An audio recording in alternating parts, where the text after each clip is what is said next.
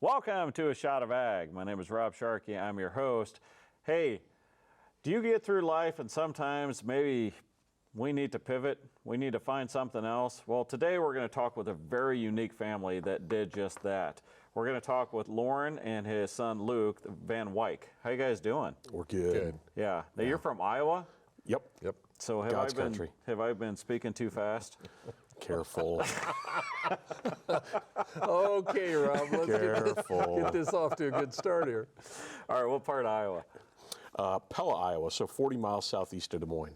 Okay. Is that they make like windows there? Yeah, we have Pella Windows there, Vermeer Manufacturing there. It's a really cool little community. Why did that get so industrial? Just a lot of very industrious Dutch immigrants that came in, and so it's one of the most dense manufacturing counties in the whole state. So, Yeah, I would believe it. Yeah.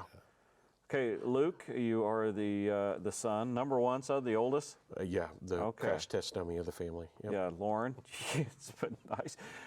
You got two sons here, also met your wife too, so thank you all for making the trip over. Now, Loren, you were a farmer? Yeah, yep. Farmed from the day I got out of high school, couldn't wait. Really? Just loved it? Absolutely. Grew up with a father who loved farming and very innovative, and just had the privilege of carrying that on. So like you say, innovative, because a lot of farmers sometimes their joy is getting out in their shop and just building stuff. Was that the way it was on your farm? Yes.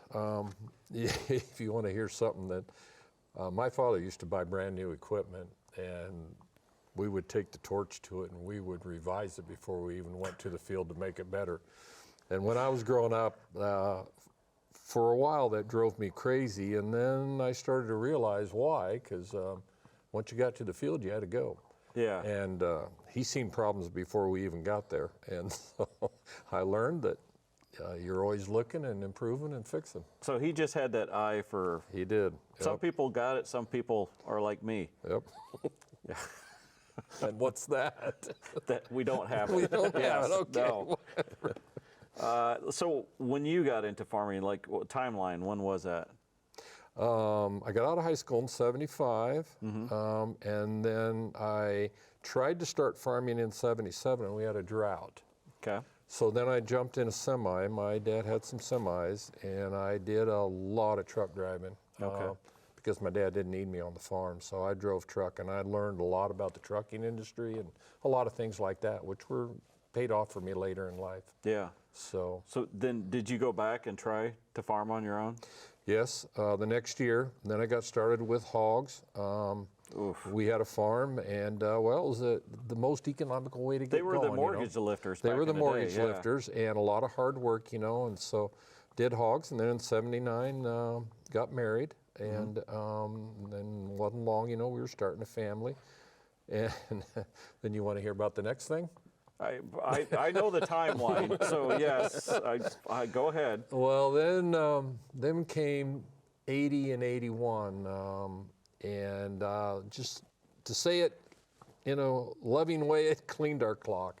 It's an iconic. Those are iconic years in agriculture. Yeah, we were not trying in a good way. Trying to build our hog operation, a lot. So we were heavily invested, and we were borrowing money at the local bank, and I remember 22% interest. Now, 10% was normal back then, but it went to 22%, and hogs went to 12 cents, and I just couldn't make money fast enough to even keep up. And corn was $3. We were trying to buy corn to feed the hogs because, it was not good.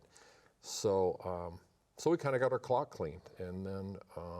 as did most of agriculture. Yeah. It was a mass exit in ag. Yeah, I remember a lot of, we had $3 corn, and that was big at the time. That was like $6, $7, $8 corn now.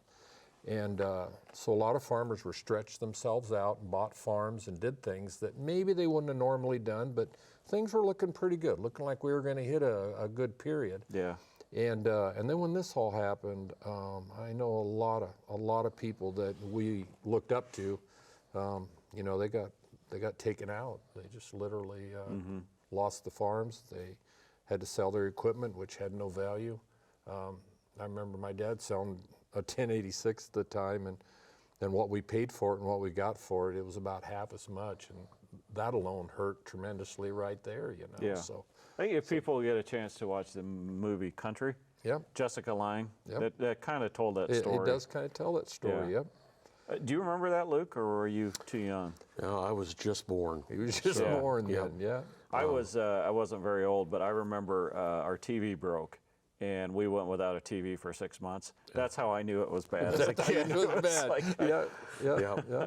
yeah. So what'd you do? How'd you pivot? Oh man, well you're gonna laugh, but I still got the stairway that we sat on and contemplated what to do in life because we Just had you and two your choices. wife? Yeah. Well, Lucas baby. So we had Lucas baby, but we had to contemplate. You know, it's that point where you go to town, get a job, which Yeah. a lot of our friends were doing, or you give it one more hurrah and try again. And so I don't know if I wasn't too smart or what, but I wanted to try it again.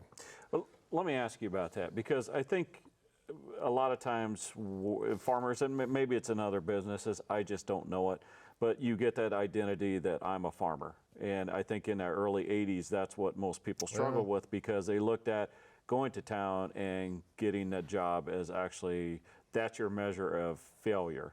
Did that play into it at all? Sure it did. Sure it did. None of us wanted to be tied down at that. Farming was a free spirit, Yeah. and you could go as far as you could go farming if you wanted to. And in town, you know how it is. You're going to get a job, and you're going to have to wait it out till you can move up the ladder and work your way.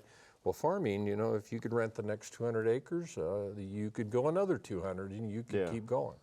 So, okay, so you came to the conclusion that you were stubborn. Yeah. So I can remember going to FHA. Going there, and we went numerous times. We came across an opportunity to rent 1,200 acres, which Ooh, was that's big back then. unreal. Yeah. It was unreal. And I kept getting turned down by FHA, and I kept going back and asking. And finally, the state guy came from the state, which I thought, wow, he's either going to tell me to stop coming back or something. But he came and he said, you know what, son, I'm going to take a shot. Really? Yep. That probably meant everything to you. Yep. Bought a tractor and a planter and a few other pieces of equipment, and no-till was the only way to go. So then that's where the innovation stuff really grew, Yeah. because no-till was really tough then. In fact, we worked hard and got really good at it, and the ASC offices took pictures of us and made, you know, this is how it works and how Really? you do it. And yeah, they were presenting that because back then they were wanting to get a lot more farmers Yeah. into no-till. Yeah.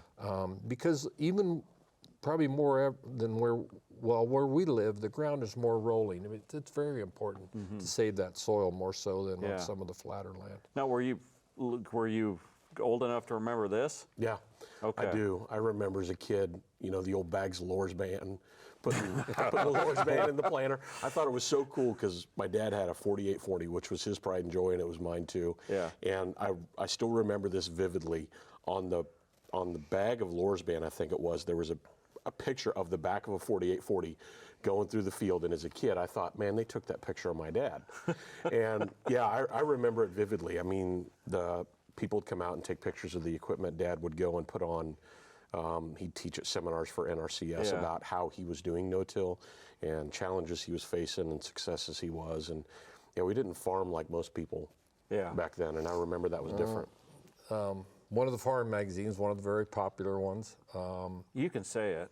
Successful Farming. Never heard of her. Yep. They came out every year, Lori did, and would take, they had this little section in there with a light bulb called Best Ideas. Yeah, they still got it. Yeah, well, we got in there a lot. And I laugh now looking back, I should have started building these ideas and selling them, but we were doing stuff to our planters. I mean, I had every contraption you could imagine to make the no-till work better. So you just had like a fabricating Yep. gene? Yep. I mean, has he always had that? I think what he has is just a lack of fear to try something. Okay. Right. It's he's stubborn gifted. and fearless. He's stubborn and he's fearless, and there's just nothing. You know, I think that was born out of that season, right? You couldn't go buy things. You know, there wasn't a lot of the companies who helped make no-till possible today weren't there, and so you just had to go out and try it. And I think it was that fearlessness and that stubbornness that probably served well in that season. Okay. I laugh. I made tractor front fenders. I built them from nothing, sheets of steel, when I was 16. Like to cover the front wheels. Yeah, that was the thing back in the day when everything was rear-wheel drive and no front-wheel assist. Yeah. And I had the privilege the other day. I had one set that I had saved all these years, now that I had on my 1206, and of course I fixed that up here last year, and I was able to put them on there. That was a neat moment, you know. Oh, I something bet. you had built when you were 16, you got to carry it forward. But that's just how it worked back then. You made everything yourself because you couldn't buy it. Yeah. And so, you know, we sprayed chemicals in a 15-inch band with the nitrogen over the row to cut the chemical cost in half. Yeah. We cultivated out with a no-till cultivator out the center, where the weeds were. That's and we new did technology now.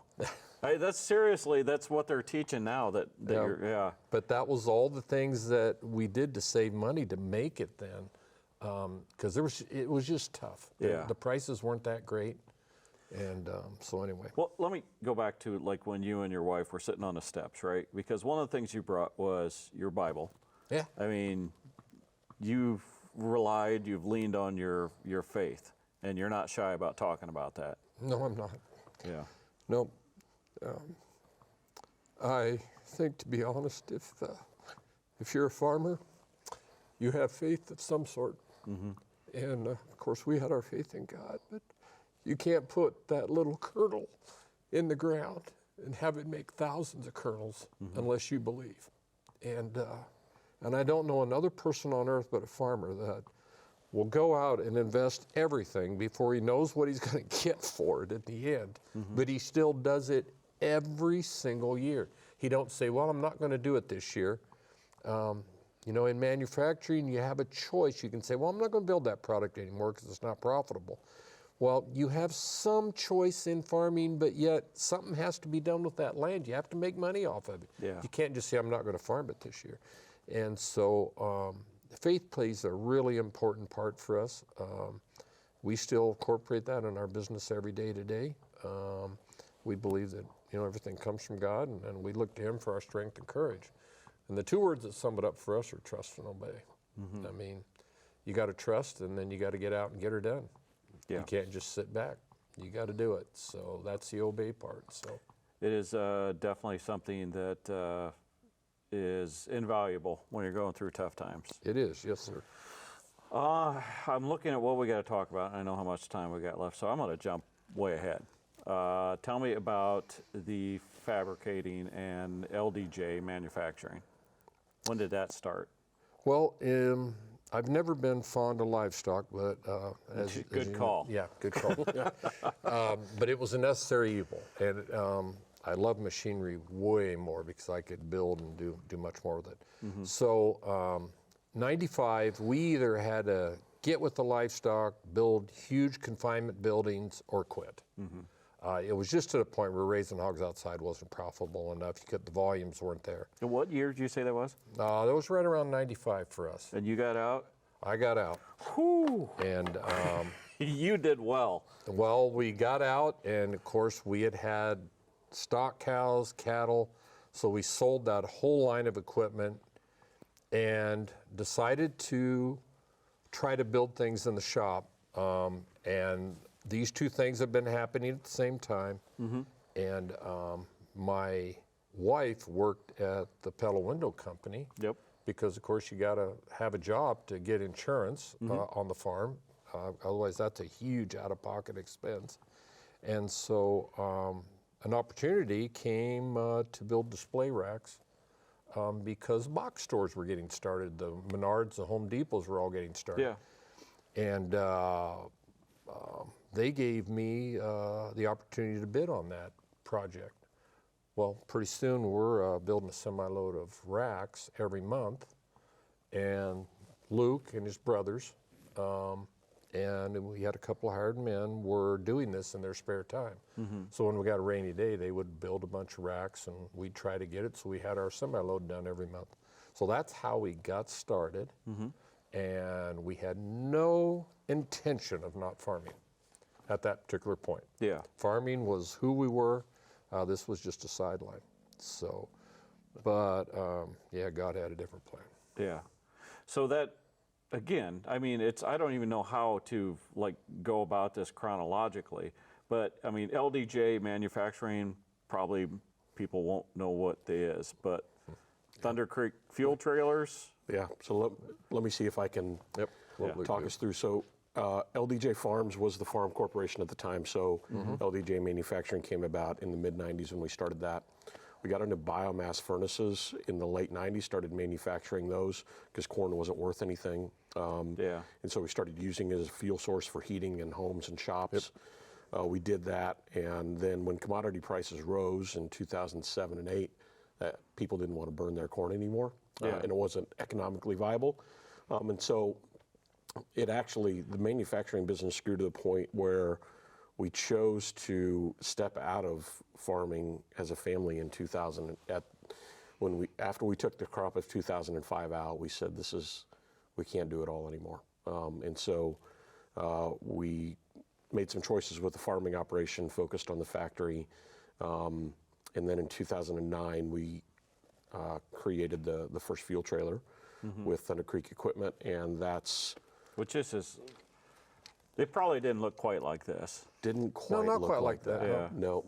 When we got out of farming, most of the acres that we had, we moved into partnership with some friends of ours who we'd farmed next to forever, and it doubled the size of that operation. And so handling fuel was one of the big challenges.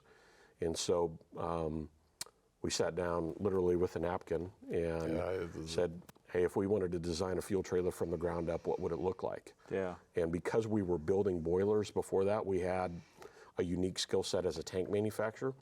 And so we knew how to build tanks, we knew how to build trailers. So we said, let's build something low profile and well baffled so we can go up and down the highway quick and safe. And then when we get to the field, we want to fuel fast like a pit stop. And so that was the original concept of the fuel trailer. We still use it on the farm today. And we took it to market, and God has blessed that. The market has received it well, and so we get to build tons of different solutions for agriculture and industrial markets with Thunder Creek now. Yeah. I bought one. Yeah. Yeah. And then your marketing people said, hey, let's do something together. And then it became literally the coolest one you guys ever made. That's right. It is. I don't know if we could say badass on PBS, but it's the Well, you most just did, badass trailer you'd ever see. I love it. It's gorgeous. It's amazing because as a farmer, I'm going like, do I really need all this for a fuel trailer? But you're right. In the spring and the fall, you're running and gunning, and you need to get there and you need to fill up. But it's become something that we hook on all the time because it has an air compressor, it has the tools. It's basically, I don't know, kind of an all-in-one type of thing. You know, I've been at hundreds of farm shows and trade events and talked to thousands of customers who've bought and used our product, and that's the universal sentiment. I can't believe I bought it, and now I can't imagine living without it.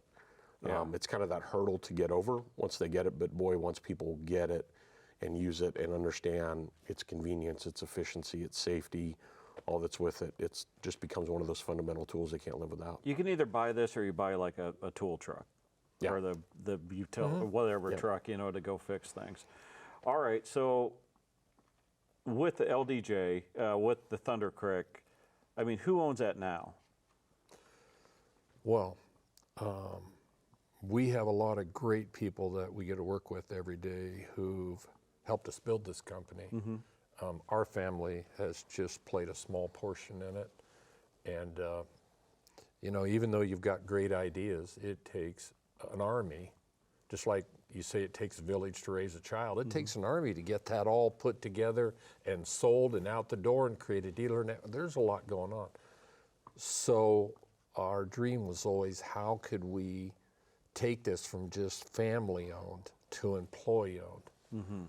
And the ESOP created a great avenue for that, for us to do that.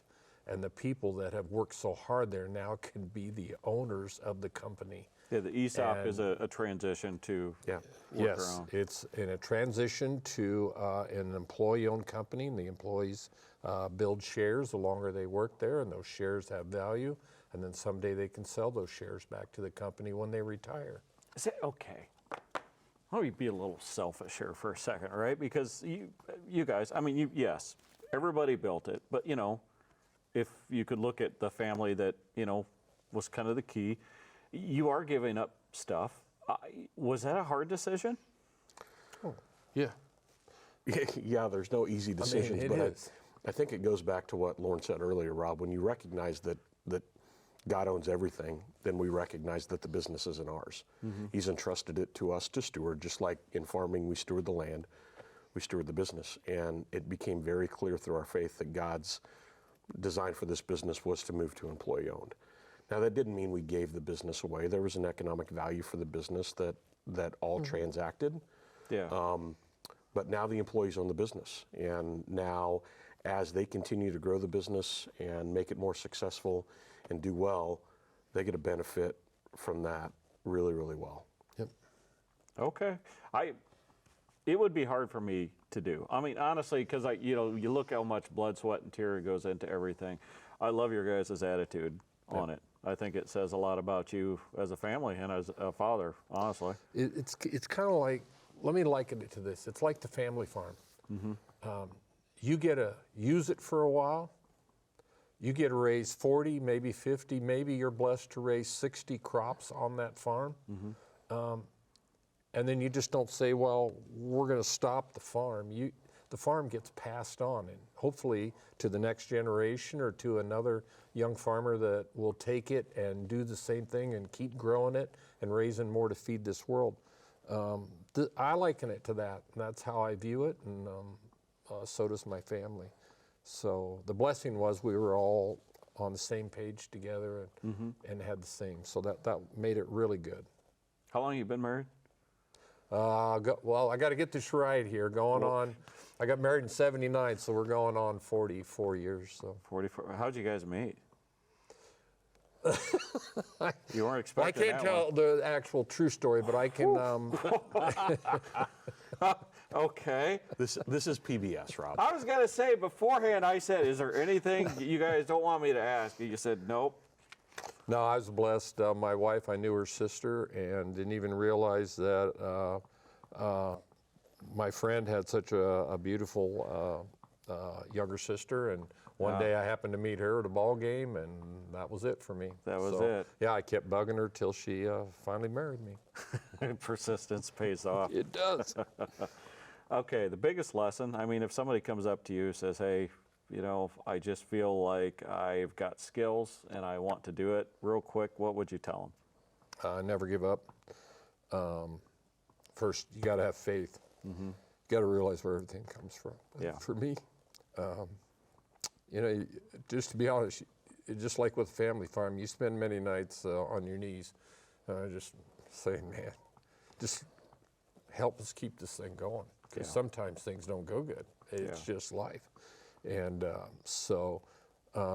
never give up. If you got a dream, keep working to get it. Learn to adjust, and keep working forward. Luke, real quick, if people want to find social media or in the internet, where do they go? Yeah, thundercreek.com. They can find us on all the major social media platforms, but thundercreek.com. Okay. Is there a picture of my trailer on there? There will be. That's a good way to get it on there. Honestly, how you I did thought that. it would be cool to bring it in the studio, but they said no. It didn't fit through the 'cause, door? Yeah, it's full of fuel. Well, we got as close as we could with the little Yes, one we here, could. so. All right, Lauren and Luke Van Wyk, thank you guys very much for taking thanks, the Rob. time and the Yeah, drive. Really thank you for appreciate having it. us here. Everybody else, we'll catch you next week.